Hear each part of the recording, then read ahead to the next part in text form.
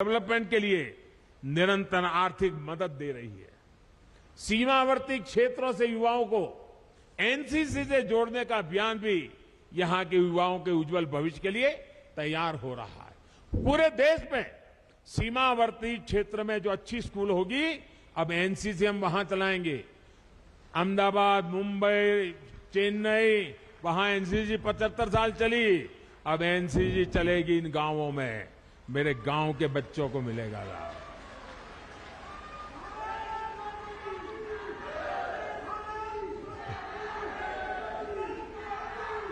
साथियों, हमारे पहाड़ के लोगों की सबसे बड़ी चुनौती रहती है कनेक्टिविटी। कनेक्टिविटी ना हो तो पहाड़ पर जीवन वाकई पहाड़ जैसा हो जाता है। हमारी डबल इंजन की सरकार इस चुनौती का भी समाधान कर रही है। आज उत्तराखंड को मल्टी मॉडल कनेक्टिविटी प्रदान करने के लिए हर साधन पर काम किया जा रहा है। हिमालय की हरी भरी पहाड़ियां पर रेलगाड़ी की आवाज उत्तराखंड के विकास की एक नई गाथा लिखेगी। देहरादून एयरपोर्ट भी अब नए अवतार में सेवा दे रहा है। अभी मैं हिमाचल प्रदेश गया था, वहां मैंने वंदे भारत ट्रेन शुरू की और मुझे कईयों ने बताया कि हमारे यहां दो पीढ़ी पहले की जो उम्र के लोग हैं, ऐसे गांवों में, हर गांव में लोग हैं जिन्होंने अभी तक रेल नहीं देखी है, और आप हमारे हिमाचल में वंदे भारत ट्रेन ले आए। वंदे भारत ट्रेन तो अभी तो एक स्टेशन पहुंची है, लेकिन पूरे हिमाचल और पहाड़ के लोगों के लिए बहुत बड़ा तोहफा है। वो दिन मैं उत्तराखंड में भी देखना चाहता हूं भाई। आज चाहे हिमाचल से उत्तराखंड आना जाना हो या फिर दिल्ली और यूपी से उत्तराखंड आना जाना, 4 लेन हाईवे और एक्सप्रेसवे जल्दी आपका स्वागत करने वाले हैं। 4 धाम ऑल वेदर रोड उत्तराखंड के लोगों के साथ साथ पर्यटकों और श्रद्धालुओं को एक नया एहसास दे रहे हैं। अब हर कोई पर्यटक जो दूसरे राज्यों से उत्तराखंड आ रहा है, वो यहां से यात्रा का अद्भुत अनुभव लेकर जाता है। दिल्ली देहरादून इकोनॉमिक कॉरिडोर से दिल्ली देहरादून की दूरी तो कम होगी, इससे उत्तराखंड के उद्योगों को भी बढ़ावा मिलेगा। भाई और बहनों, आधुनिक कनेक्टिविटी राष्ट्र रक्षा की भी गारंटी होती है। इसलिए बीते 8 सालों से हम इस दिशा में एक के बाद एक कदम उठा रहे हैं। कुछ साल पहले हमने कनेक्टिविटी की 2 बड़ी योजनाएं शुरू की थी, एक भारतमाला, दूसरी सागरमाला। भारतमाला के तहत देश के सीमावर्ती क्षेत्रों को बेहतरीन और चौड़े हाईवे से जोड़ा जा रहा है। सागरमाला से अपने सागर तटों की कनेक्टिविटी को सशक्त किया जा रहा है। बीते 8 वर्षों में जम्मू कश्मीर से लेकर अरुणाचल प्रदेश तक बॉर्डर कनेक्टिविटी का भी अभूतपूर्व विस्तार हमने किया है।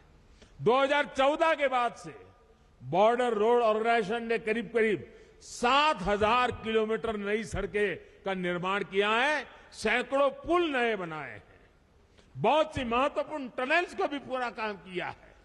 एक समय था जब बॉर्डर किनारे सड़क बनाने के लिए भी दिल्ली से मंजूरी लेनी जरूरत पड़ती थी।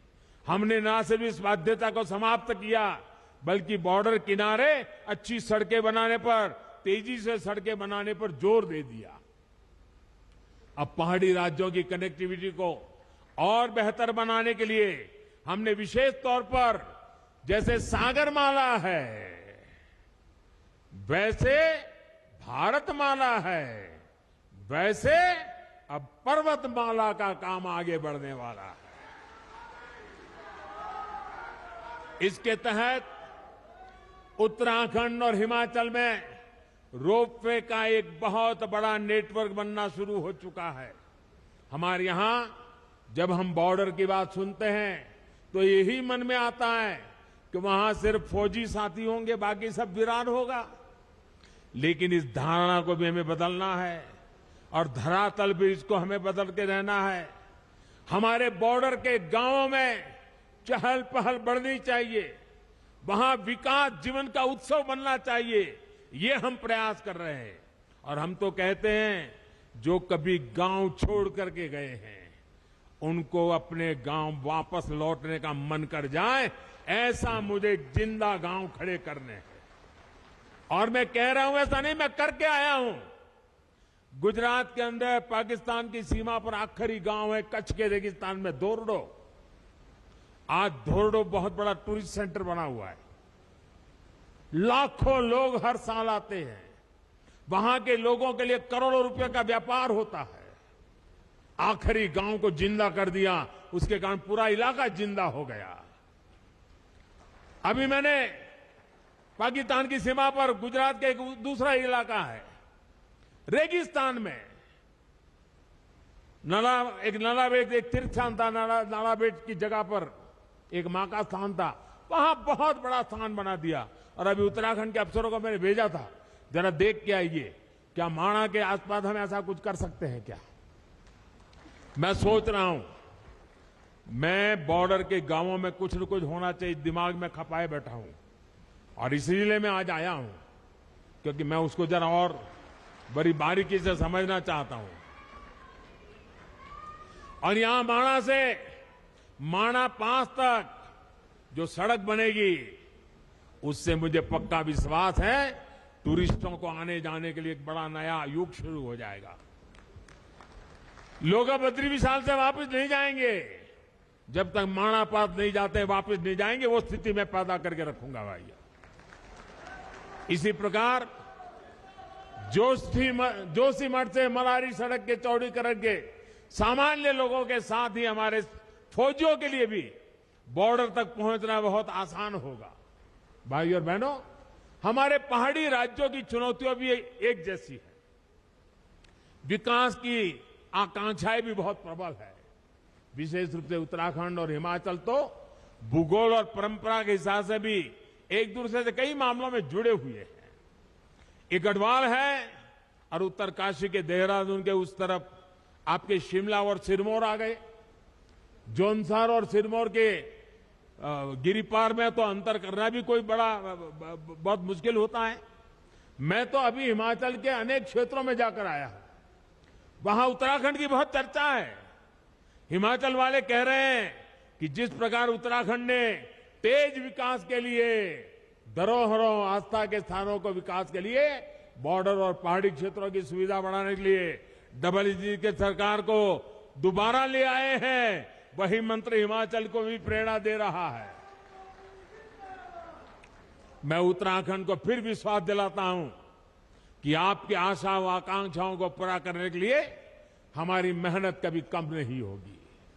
मैं बाबा केदार और बद्री विशाल से इस जन विश्वास पर खरा उतरने का आशीर्वाद मांगने भी यहां आया हूं। एक बार फिर विकास के लिए, विकास की परियोजनाओं के लिए मैं आप सबको बहुत बहुत बधाई देता हूं। और इतनी बड़ी तादाद में आप आशीर्वाद देने आए, माताएं बहनें आई। शायद आज घर में कोई नहीं होगा, छोटा सा माणा आज पूरा यहां माहौल बदल दिया है।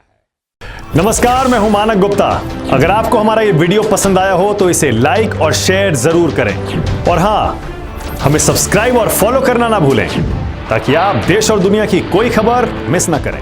तो जुड़े रहिए हमारे साथ और देखते रहिए न्यूज़ 24।